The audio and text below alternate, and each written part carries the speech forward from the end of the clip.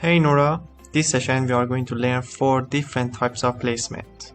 Let's check their differences. The first one is single placement, places only one model in the scene. The next one is mass placement, it places a model linearly. For example, I use this type of placement to arrange plants or lights.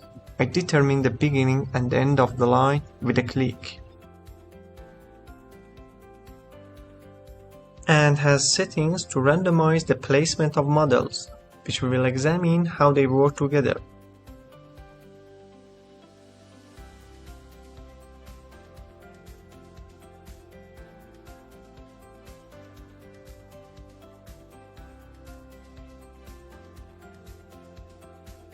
As a result, by using this type of placement, you can place different objects in a natural way.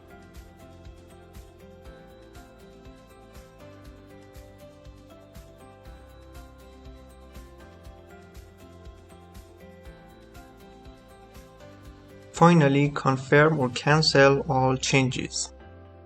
The third one is cluster placement, places object in a group.